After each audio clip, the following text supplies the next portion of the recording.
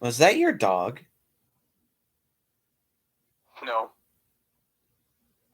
Hello, Jacksonites, and welcome back to my relaunch of Super Kaiju Binge. I've taken a decent amount enough time from this series to get my head back into the kaiju mood. Certainly thanks to the release of the Godzilla vs. Kong trailer, the Shin Ultraman trailer, the supposed news of having an official Cloverfield sequel, Pacific Rim The Black trailer, and all this different kaiju stuff, including the release of the 1976 TV cut of King Kong. Um, all of this news certainly has gotten me back into a kaiju mood. So today, me and good old Ryan Boy from Kaiju Network. Hey. In his totally enthusiastic and unenthusiastic tone. Hey. There you go. That's more like it. Are going to be dipping our toes back into the kaiju realm with a review of the 1962 Monster Royal Rumble, King Kong versus Godzilla. And with this being a very special occasion, since I do have the Criterion Collection, it will be a cut comparison of the Japanese cut and the American cut.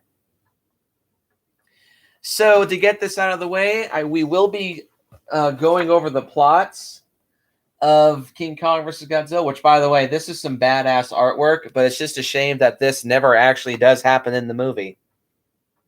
But still, whoever did this by Arthur Adams, good work on this. The Kong grabbing his tail? Yeah. Yeah. Well, he does swing him by the tail. No, he judo throws him over his shoulder. I thought he swung him by the tail, too. Nope, never. Well, okay, no. It wasn't over his shoulder. It was like a wrestling side swing. Yeah. Well, yeah. They over-exaggerate in the artwork, but still. Well, still, again, this artwork is badass as shit. So we will be going over the plot once again for King Kong versus Godzilla. And ultimately, we are going to get this out of the way. The plots for both cuts are very similar. But I do apologize if this does come off as being kind of repetitive, because this will be the fourth time that I will have reviewed King Kong versus Godzilla. But because it's a cut comparison of the American cut and the Japanese cut, I do still hope to make this come off as being still fresh and well informed. So with all that being said, let us delve into the plot of King Kong versus Godzilla. Once again. Oh, and real quick, a word from our sponsor.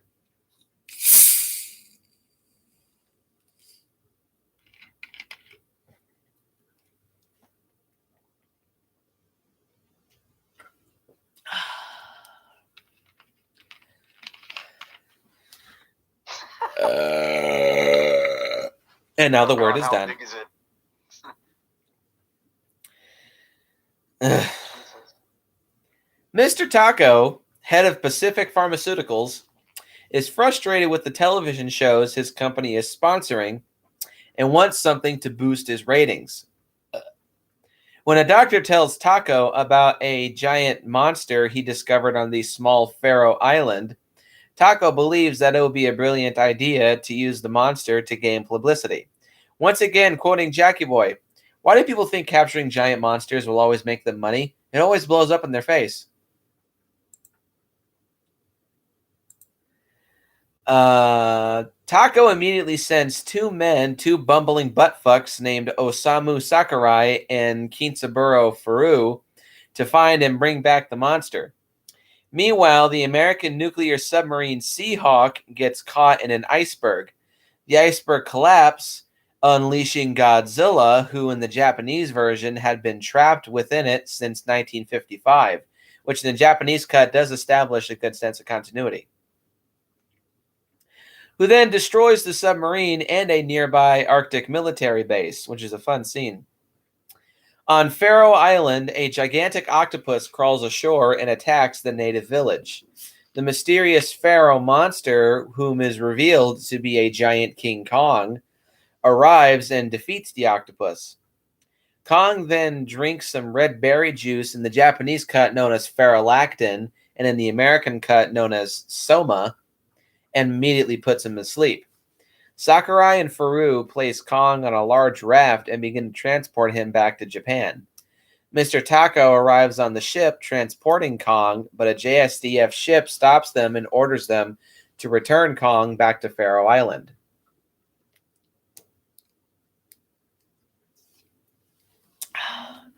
Meanwhile, Godzilla arrives in Japan and begins terrorizing the countryside. Kong wakes up and breaks free from the raft. Reaching the mainland, Kong confronts Godzilla and proceeds to throw giant rocks at him. However, Godzilla is not fazed by King Kong's rock attack and uses his atomic heat ray to burn him. Kong retreats after realizing that he is not yet ready to take on Godzilla and his atomic heat ray. The JSDF digs a large pit laden with explosives and poison gas and lures Godzilla into it in a really awesome spectacle, but Godzilla comes out of it unharmed. They next string up a barrier of power lines around the city filled with 1 million volts of electricity. 50,000 volts were tried in the first film, which they also acknowledge, but that failed to turn Godzilla back. Which this proves effective against Godzilla. Kong then approaches Tokyo and tears through the power lines, feeding off the electricity, which, stupid, seems to make him stronger. Kong then enters Tokyo and captures Fumiko, Sakurai's sister. Damn.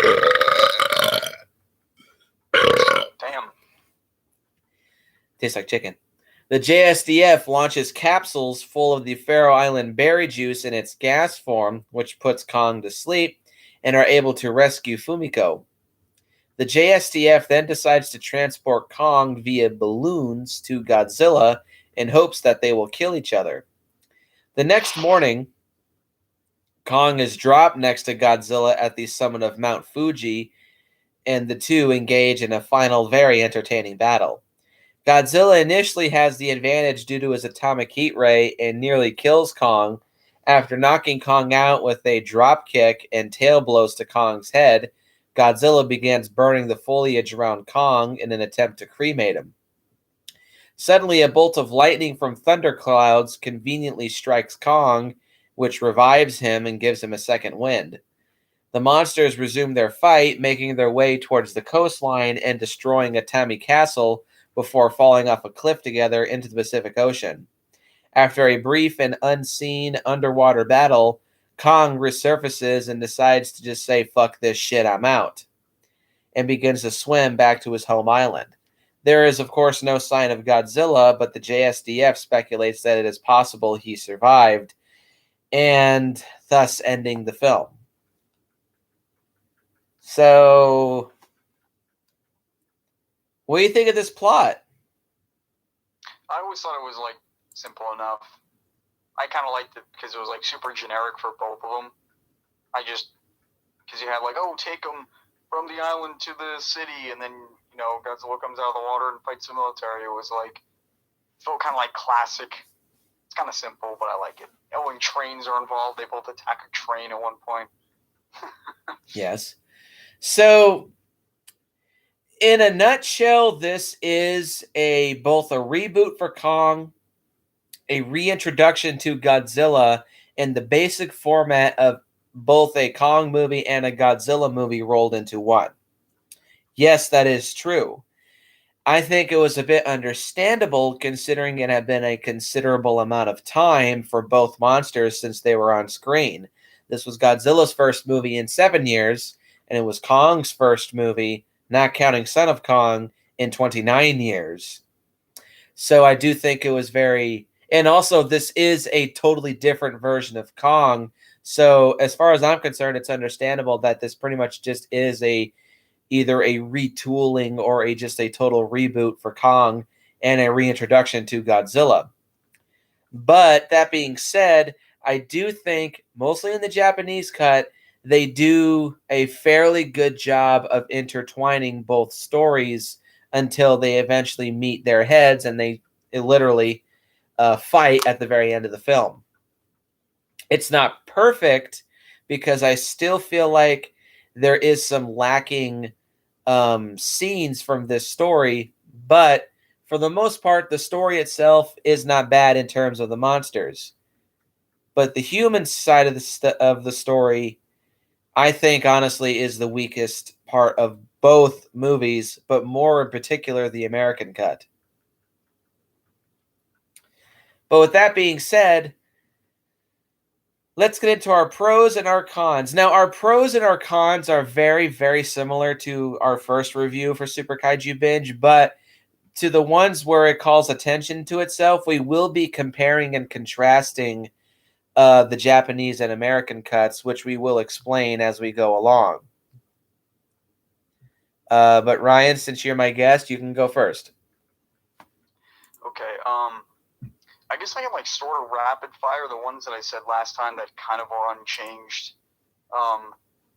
The sets. I think I said I like the sets last time, like especially which I incorrectly called Skull Island in the last review. Actually, Oops. now that when I rewatched it, Faroe Island, which I believe they also call it that in this version. Yeah, they call it Faroe Island in both cuts.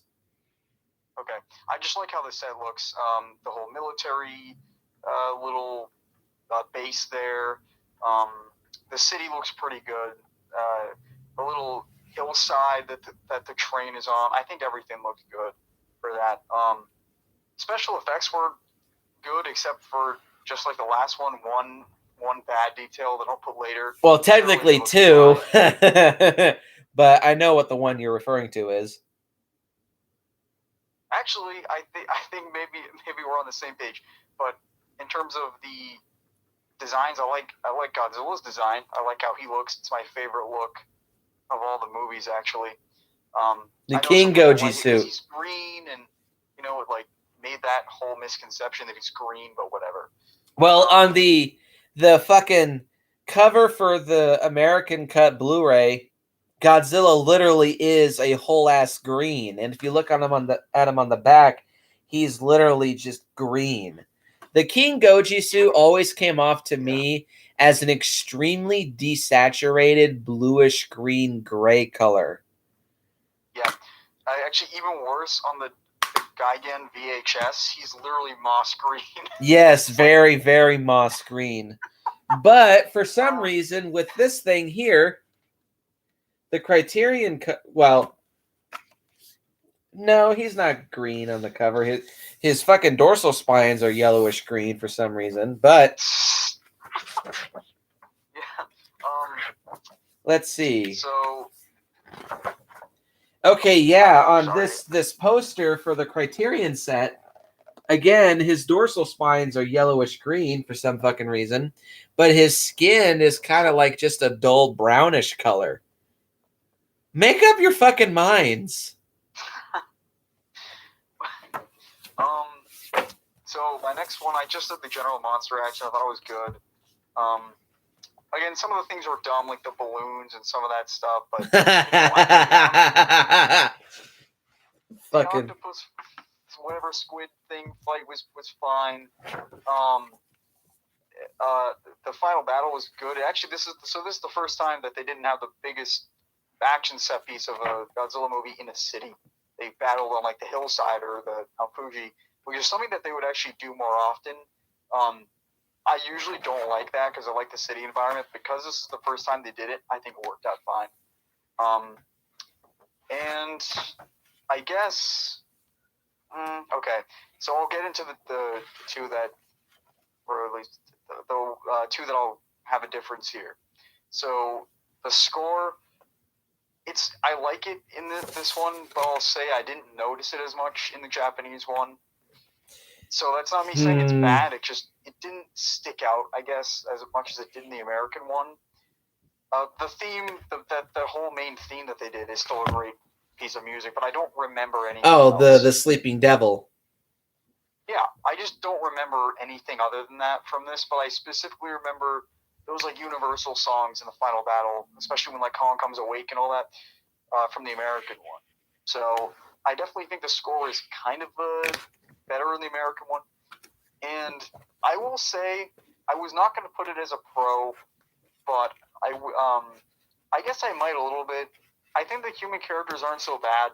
When you actually get down to it and like listen to the dialogue in the Japanese one, it's so much more normal. Yeah, it's a lot tamer than the American cut. But I'll talk about that when I get to my pros and cons.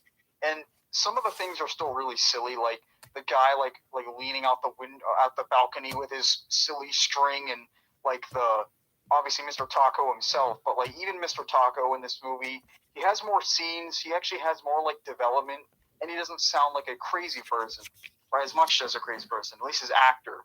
So I just at least I don't know if I'll put it at a pro, but it's not a con anymore. I will say, now that the Godzilla vs. Kong trailer has been released, it's a shame that we're not going to see Ken Jeong get King Kong's dong in his butt.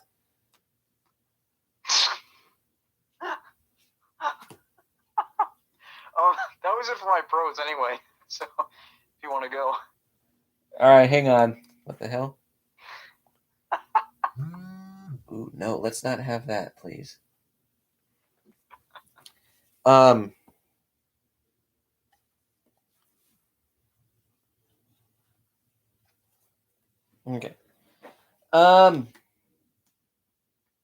So again, my pros and cons are very similar to my first review for Super Kaiju Binge, but I will of course elaborate on which one I think is better or worse in both cuts.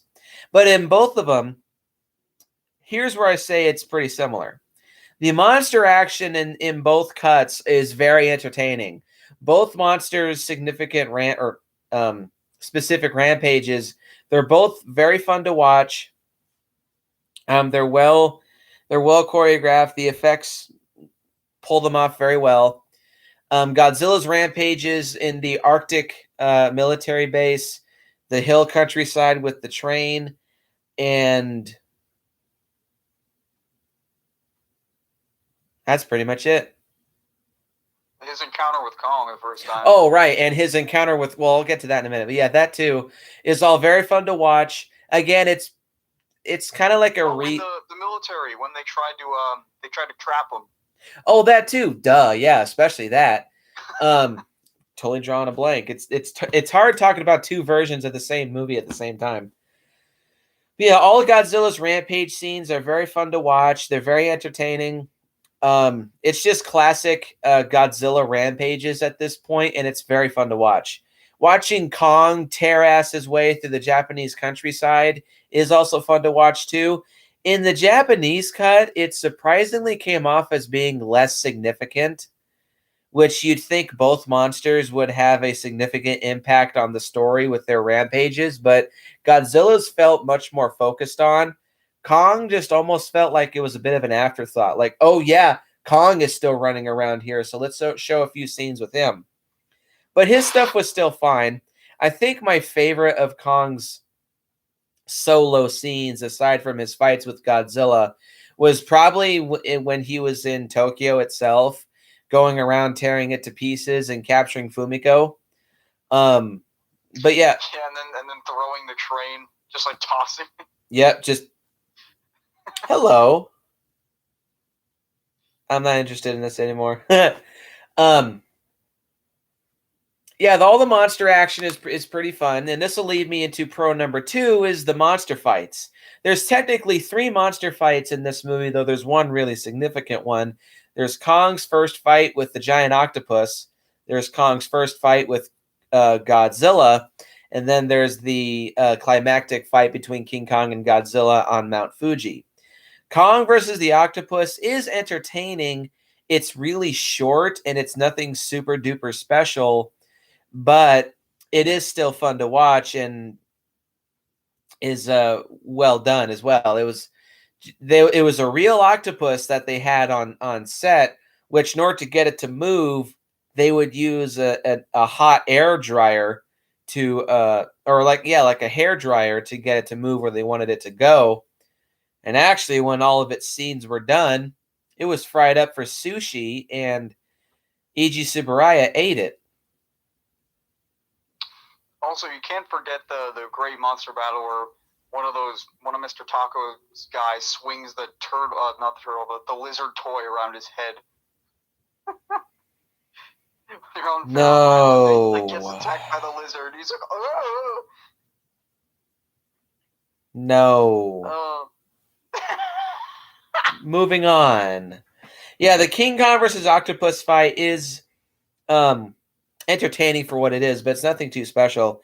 Kong's first fight with Godzilla, I keep making these comparisons, but it is a lot like Gamera's first fight with Barugon in Gamera versus Barugon. It's really just like testing the waters between the two, but then they end up just not 25 minutes like Gamera's fucking first meeting with Barugon. Yeah.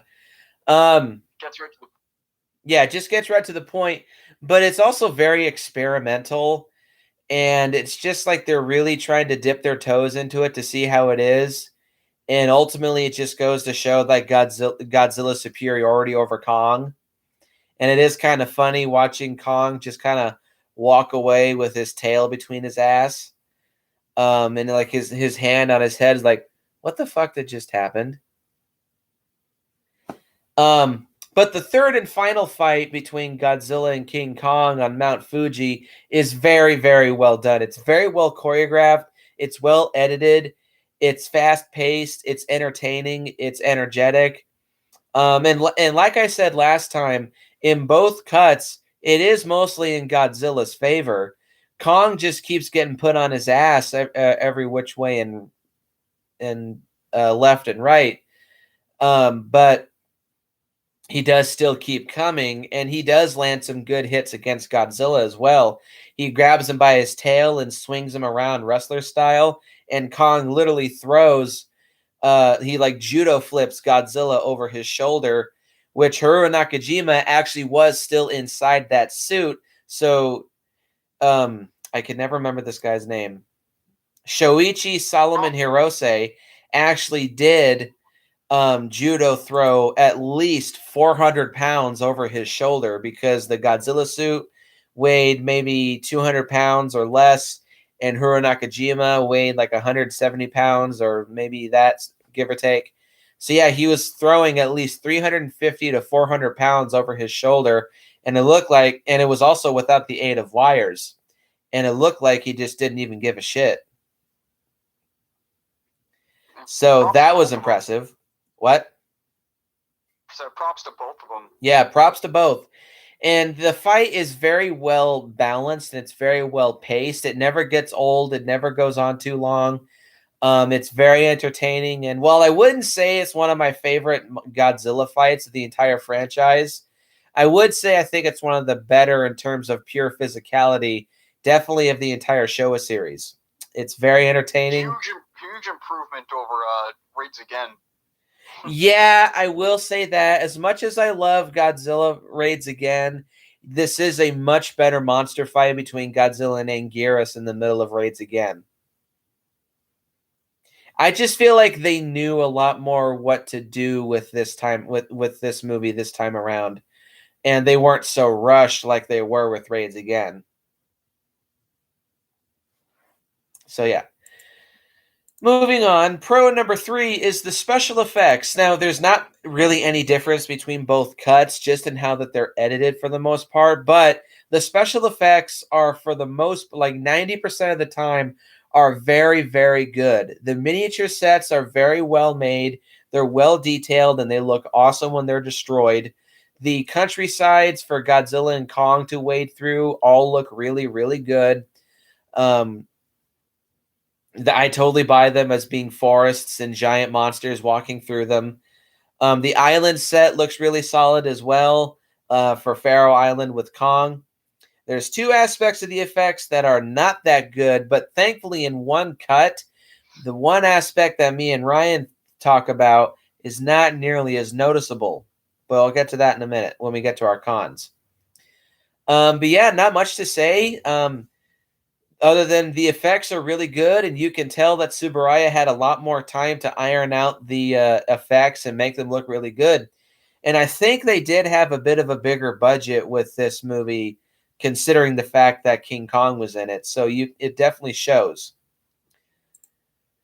Now for pro number, come on, you bastard. Pro number 4. This is where we start to make compare and contrasts for both cuts. But it's minor with these ones.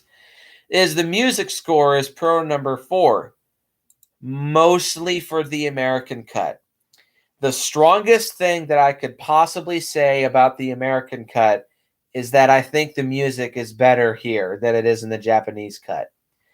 The Japanese version of King Kong vs. Godzilla contains, in my opinion, the only time Akira Ifukube gave us something close to a bad music score. With the exception of the Sleeping Devil song, the rest of Akira Ifukube's music was not necessarily bad. It's just incredibly underwhelming and incredibly generic. It doesn't sound anything special. It just doesn't sound that great. And especially in the final battle, the music is too subdued and it doesn't really let the fight move along at a good pace. It's just generic, slightly uplifting music throughout a majority of the fight. Whereas in the Japanese cut, in the American cut, especially when something epic happens, like when Kong gets his second wind, the badass Creature from the Black Lagoon music plays, and it really sells an epic moment going on screen. Another moment with Kong and Creature from the Black Lagoon is when Kong erupts out of the water after having the raft blow up underneath him. All you hear is him erupt out of the water, and he's roaring and waving his arms around, and the Creature from the Black Lagoon music starts playing, and it's fucking epic. Another one is that after the big giant pit explosion with Godzilla, you hear nothing but silence. And then when Godzilla comes crawling his way out of the pit, the Creature from the Black Lagoon music plays, and it's fucking awesome. That also plays during the King Kong versus Octopus fight, but there it's done a little bit in a haphazard way. It just starts randomly playing halfway through the fight, but it is still cool. So, yeah, that's the strongest thing that I can say about the American cut, is that I think the music for this one is better than the Japanese cut. I hate to say that, too, because, Akira Ifukube, I think, is one of the at least top 5 greatest music composers of all time in all of cinema. So for me to come out here and say that his music is subpar at best, I think that really says something. Aside from the Sleeping Devil theme, that's played in the Japanese cut, but other than that, it's just really generic and just kind of underwhelming and subdued. Ryan.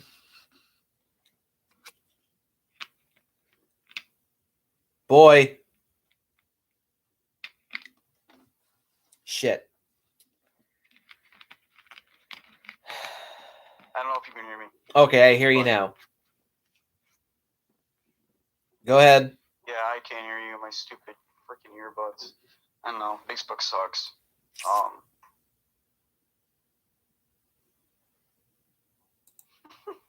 Can you hear me now? I hear myself. I can hear you in the video. That's kind of funny. And my next 2 pros is both Kong and Godzilla. Now, in both cuts, they're pretty much the same, though especially in the Japanese cut, the focus is definitely a lot more on Godzilla than it is on Kong. Kong, once again, almost just feels like an afterthought in the Japanese cut, which to me makes sense because it's a Japanese movie and Godzilla is a Japanese monster. Kong is the guest monster in this film, and it makes sense for the focus to be on Godzilla, which is another thing that I do like. The Japanese cut is definitely establishes continuity with the original Godzilla and Raids Again, because there's 2 points where they make reference to both Gojira and Raids Again.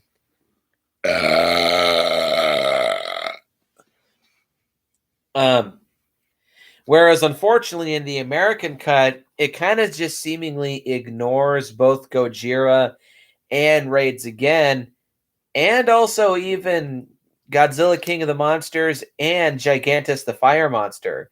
It just kind of seems like the American distributors were really trying to just have the audiences ignore Godzilla's previous movies, but then just focus on Kong and his previous films. Which is kind of annoying when you think about it. But in both movies, or in both cuts, Kong and Godzilla are very entertaining to watch, and they're both badass, and they're both these just big badass destructive monsters, and they're fun to watch. The King Goji suit for Godzilla isn't one of my favorite Godzilla suits, but I do think it is a good return to a more monstrous and bulky design for Godzilla. As I remembered my theory for Godzilla Raids Again, for why I think the Gyakushu Goji suit looks the way it is because that's a fresh Godzilla that's still developing into his full form. If you want to go by that logic, you can say that he learned to master his mutation and his atomic abilities while he was trapped in the iceberg, and that's how he grew into his current muscle mass. The one thing that I don't like about the King Goji suit is Godzilla's hands are really bad and they're really awkwardly designed. It just looks like his 2 main fingers are borderline fused together, and his third finger just looks tumorous, and it sticks out at a really awkward angle. And his fingers barely move too. And also his arms look very, very stiff, like he almost doesn't have elbows, and like his stupid clapping thing just looks stupid. But other than that, the King Goji suit does look very, very, very solid in my opinion. I like the head, how he has much more reptilian eyes and a much more dinosaurian looking face and mouth. Like he has a really wide jaw and very pronounced teeth, and his dorsal spines are. I also like the shape of them. They're very large, and they're very prominent on his back. So that looks great. We'll talk about the Kong suit when we get to our cons. But yeah, in terms of the story and his placement in the film, Kong is still badass, and he puts up a good fight against Godzilla. So, all that being said, let's get to our cons. Ryan, you can go first. All right. Sorry, there's a little bit of a delay, but okay, let me get to my cons. Let's see. All right. So, 2 of them that I have here. First one is obviously Kong's awful design. Just so atrocious. Yeah, we may as well talk about this together. I think we're going to be doing this a lot more from now on, where we'll talk about cons together. Yeah, the 62 Kong suit looks fucking awful. I know this has been said by me and Jackie Boy and me and Ryan multiple times before, but god damn, what the fuck was Eiji Tsuburaya thinking of making this design? Supposedly, he did have a previous suit which looked a lot more like a gorilla, but I guess they couldn't get Solomon Hirose into the suit, so they had to do like a rushed redo. But fuck me, Kong looks awful in this movie. I think maybe this is what you were getting at earlier, but the blue screen effects, I think it's blue screen. I think it was blue screen at this point. It's really bad. So I do agree that also, yes, the blue screen effects in this movie are really, really bad. This is con number 2 for me. The blue screen effects look absolutely terrible. But I will say, in the Japanese cut, I don't know if it was because the Blu-ray transfer for the Japanese cut was not 100% well done, or if it was just that's how the print was and that's how it looked. But in the Japanese version, the print was a bit darker, so it hid a lot of the blue screen effects and made them look not nearly as noticeable. Whereas in the American cut, the picture is crystal clear, but for the wrong reasons. It made the blue screen effects stick out like a sore thumb and look fucking atrocious. Because I will say the Blu-ray Especially on Faroe Island. Huh? Faroe Island looks off. I actually think the worst blue screen effects, and yeah, probably the Faroe Island is where they look really bad. But specifically in the Faroe Island scenes in the Japanese cut, now this has been stated before, but if you're gonna get the Criterion Godzilla collection, the Japanese cut of King Kong versus Godzilla is on disc 8 as a special feature in this, because for some fucking reason Universal absolutely refuses to let Japan release the Japanese cut legitimately separately in the States. So I guess that's just the best that they could do, which I'm grateful to have it. Now, I don't know if the Blu-ray transfer was 100% done right. It does look very good, but towards the beginning of the film, you can tell that there's some scenes that they start out really blurry, but then there's just like it seems like there's a filter that's flipped on screen that transitions from the blurry cut to the Blu-ray crystal clear cut. That's mostly towards the beginning, but in the Japanese cut, a lot of the blue screen scenes, the print is a bit darker, so that hides the blue screen effects and makes them look not necessarily more convincing, but they make them less distracting, which I don't know if that was a conscious effort on the Criterion guys or if that's just how the Japanese print was made. So they're more tolerable in the Japanese cut, I will say that. But yeah, Kong's design looks terrible. I don't know if they were just trying to convey a like hybrid of different ape designs to make Godzilla or not Godzilla, make Kong a giant ape and not specifically a giant gorilla, because I have heard reports that's not what the original Kong creators were going for. He wasn't just specifically a giant gorilla, he was just a giant ape creature. But here it comes off as totally the wrong way. Like I said before, he has somewhat the body of a bipedal gorilla, but he has the long arms of a gibbon, the brown fur of a chimp or deformed orangutan, and the face of a baboon orangutan hybrid. And it looks fucking atrocious.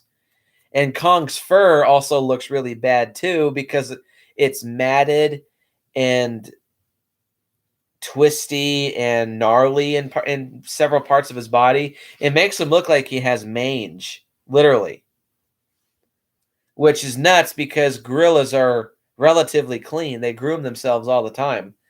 So, yeah. Yeah, I mean that's. I mean, when I was thinking about the not Mondo Island, the Faroe Island scene, it was when they chuck the spears at the octopus thing. It looks legitimately awful.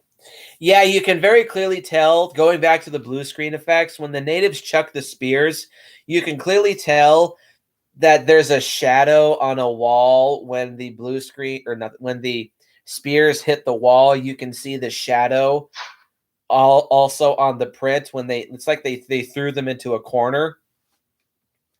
Really, Sean, with the fucking fish jokes? That was 2 years ago.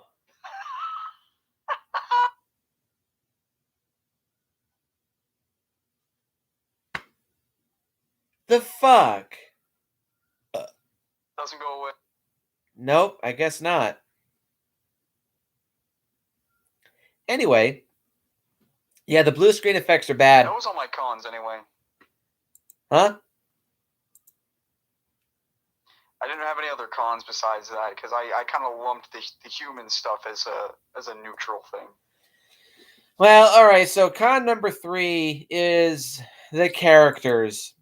More so in the American version. I've heard a lot of people criticize the Japanese cut for having super cartoony characters, and the American cut tones them down. I find that to be the exact opposite. In the American cut, the characters are straight up like Felix the Cat X-rated cartoon characters.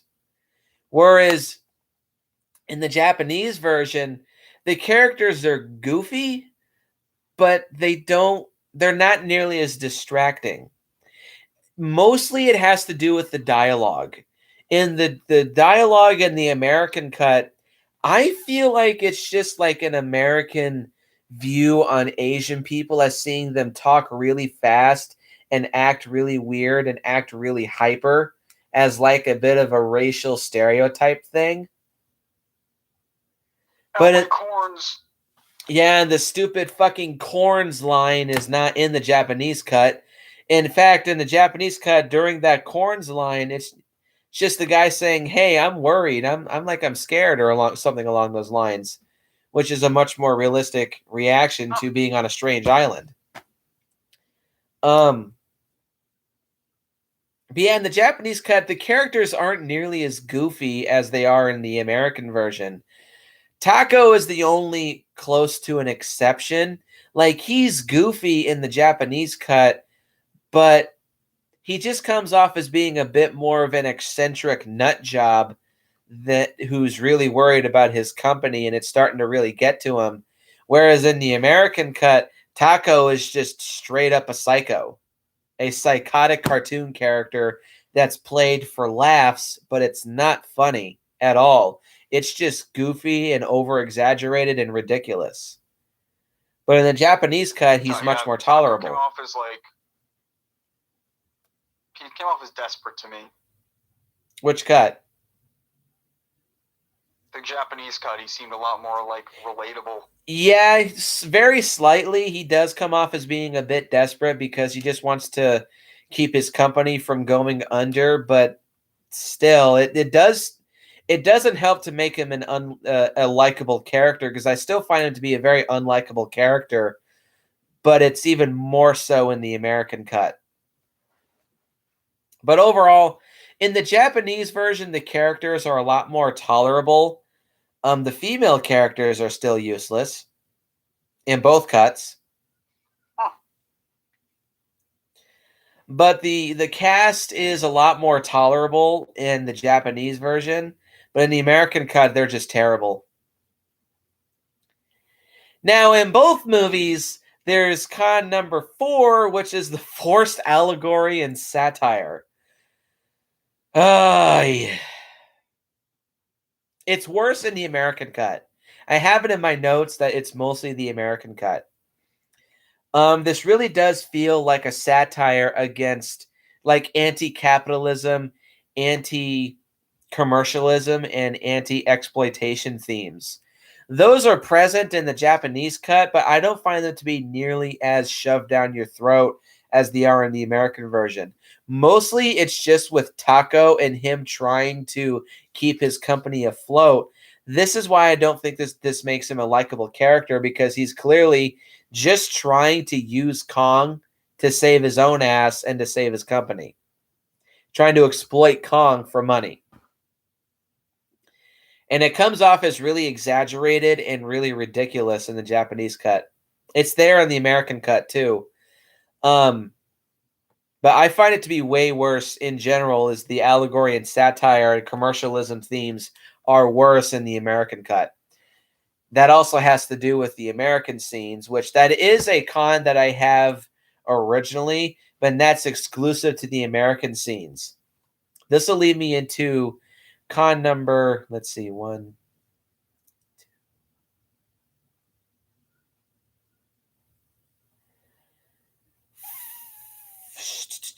I totally lost track. I'll say 6 is the pacing. Now, actually, this is more specific to the American cut. The pacing in the American cut is bad because all those American scenes break up the pace and bring it to a screeching halt. In the Japanese version, I think the pace is a lot more streamlined, and the story is also a lot more cohesive because it's not chopped around and shuffled around and having all these American scenes put in to make it more of a King Kong film. With the Japanese cut, the narrative is much more streamlined and it's a lot easier to follow, and it doesn't feel choppy and sloppy. That's how it feels in the American cut. Con number 7 is I don't think there's enough monster battles. I would have gone for at least one more fight between Kong and Godzilla, and this would show that Kong is still prepping himself up to fight Godzilla, and it's also when he starts to test the waters with his electrical abilities. Like he learns that, oh, I can draw strength from electricity and use it against Godzilla. Because in the final monster fight, Kong using his electrical abilities against Godzilla kind of feels like it comes out of nowhere. Like, oh, yep, I knew I had this this entire time, and I'm just going to use it right now. Which that type of trope is very common in Japanese tokusatsu shows, but still it comes off as being a little clunky in this one. But I could have gone for at least one more fight between Godzilla and Kong. Have it be a little bit longer than their first encounter. Like Godzilla gets mostly the hits into Kong, but Kong gets a couple good ones against Godzilla, and that's when he's like scared off once again. But he learns of his electrical abilities, and he learns how to more outsmart Godzilla. So I could have gone for that, but sadly no. The next con is the fucking stupid ass lightning plot point. It's dumb, it's forced, it makes no sense biologically for a gorilla. And I know why this was here. Is because originally this Toho wanted to make. Hang on. The project began with a story outline devised by King Kong stop motion animator Willis O'Brien, in which Kong was to do battle against a giant Frankenstein monster, which looked pretty much just like a hairless King Kong. And they were going to go for this movie, but then O'Brien gave this outline to the producer named John Beck for development, and Beck went behind O'Brien's back without his knowledge and gave this project to Toho, replacing the giant Frankenstein monster with originally they were going to do Godzilla versus Frankenstein, which would have dealt with the JSDF reviving Godzilla in doing battle against a Godzilla-sized Frankenstein monster and deeming Godzilla as the lesser of two evils. But then Toho lost the rights to Frankenstein, so they retooled the script and replaced Frankenstein with King Kong, but also kept the plot point of Frankenstein drawing strength from electricity and just gave that to Kong. It's fucking stupid and retarded and sticks out like a sore thumb. GMK Boy 2001 asks, what do you think about the American Godzilla raids again? Yeah, it's a bad movie. I'd still enjoy it because it's got some funny lines like banana oil. But yeah, the Gigantus the Fire Monster is a very bad redub and re-chopped version of Raids Again. It's bad. It is bad. But yeah, the stupid lightning plot point, I really feel like that was just thrown in so that Kong could have some kind of a trump card against Godzilla. And it's dumb. It makes zero sense. And it's just bullshit. And the last con that I have here is the stupid comedic tone. Now, again, it's way overdone in King Kong vs. Godzilla. It still is pretty comedic in the no more. I'm sick of Godzilla. That's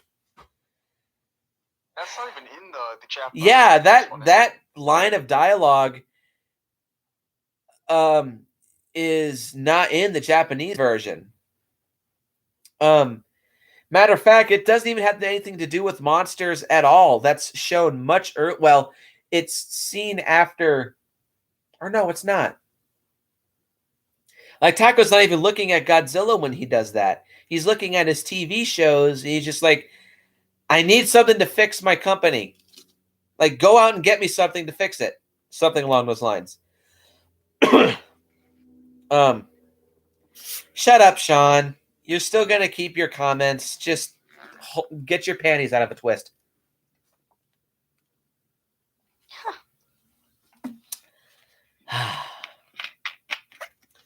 And actually, no, that's not my last con. The true last con that I have is the ending.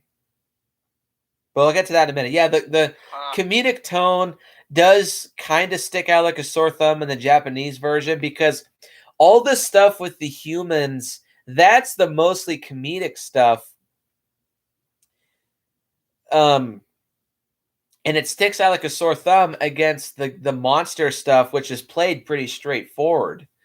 Though it has a touch of humor, especially with the eat your vegetables gag with Kong and Godzilla, but there it's legitimately funny. And it adds just a touch of character to the monsters, which they needed. But yeah, the comedic elements of the humans, they just don't gel well with the monster stuff. I say this in my original review too, and many, many times in my Mothra vs. Godzilla review, that that movie does good subtle humor. It's not goofy and it's not played over the top. But here it is, and it just doesn't work. But yeah, the last con that I have is the ending. Now, in both cuts, I'm going to put this to bed one last time. There is a rumor that went around for years that there is a double ending to King Kong vs. Godzilla, meaning in the Japanese cut, Godzilla was the winner, and in the American cut, Kong was the winner. This is not true, and still, in my opinion, and a lot of others, nobody really wins. They both fall into the ocean, and Kong is the only one to surface and swim away. Well, I, for one, don't consider that to be a victor. I just think that's Kong running away. Now, there was... Toho confirmed it, so... Huh? Toho confirmed that Kong won. Well, yeah, for a while they did. But then Tomoyuki Tanaka published I think it was like the official Godzilla compendium, I think that's what it was called, where he himself declared the fight to be a tie. And that was one of the last things that he published before he passed away. So I'm going to go by that logic and say that, yeah, this fight was technically a draw. Which, seemingly, that's what Godzilla vs. Kong is also going to do as well. But we'll talk about that at a way later date. But yeah, the ending sucks. It's frustratingly inconclusive. And it's frustratingly ambiguous and vague. And it just kind of feels like the filmmakers didn't know how to make up their mind. But with all that being said, now that I have finally checked that off my bucket list of kaiju stuff, let us give our final thoughts on King Kong vs. Godzilla, shall we? Ryan? I will say this. This has always been my favorite movie for a long time. But I watched it a couple months ago and it didn't have the same value for me. But I will say, watching the Japanese cut for the first time, it gave me a more appreciation for it. I will say that. That's kind of what I took away from watching this again. It kind of made it fresh, I guess I'll say. Well, yeah, same for me. I just can't stop looking at this piece of artwork for King Kong vs. Godzilla. It's so badass. So yeah, me too.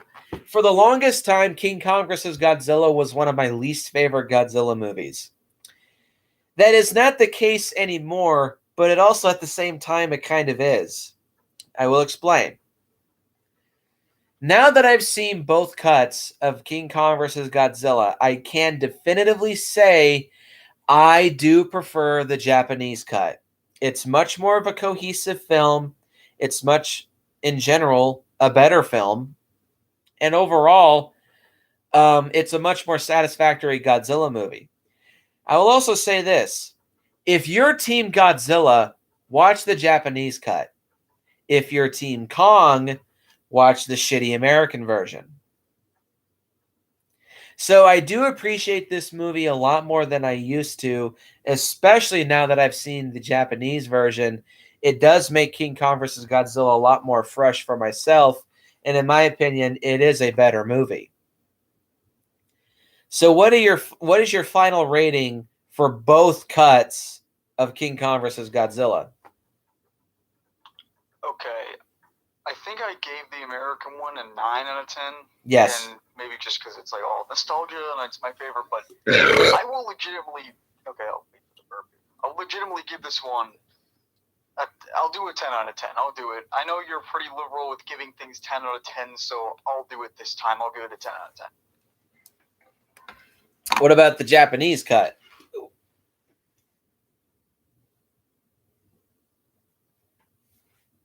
I'll give the Japanese one a 10 out of 10. I gave the American one a 9 out of 10. Okay, gotcha. So for me, I give the American version a 4 out of 10. I wanted to go even lower, but admittedly, yeah, I do have some nostalgia for it. And I like the musical score for the American cut more than the Japanese cut. That still is the strongest thing that I can say about the film. But other than that, the American cut is just terrible. It's very choppy. It's very lazily, or not lazily put together, but it's very choppy and sloppily put together.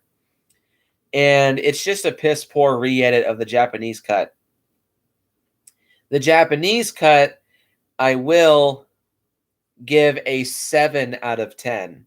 It's a much better film. It's much more well made. It's more cohesive. And it's more well put together. Still not one of my favorite Godzilla movies, but it's an enjoyable film nonetheless, and I am very glad that I have seen it. So, with all that being said, Ryan, got anything to pimp out? So recently I've been working on like a little documentary thing, so I'll keep that under wraps, but by the end of the month you guys will see it. I'll just say that. All right. Post your comments down below. Let me know what you think. Hit the like button and hit the subscribe button and share this video with your friends. And look forward to tomorrow where we continue the relaunch of Super Kaiju Binge with mostly on schedule. I'm just going to stick to Showa Godzilla and the rest of Showa Toho movies, all 3 of them that I have left. And look forward to tomorrow's movie where oh God, enough with the fish jokes.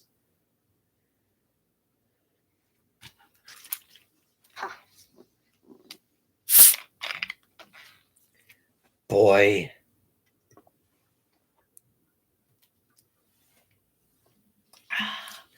Look forward to that, where me and Trevor Boy will be discussing Invasion of the Astro Monster.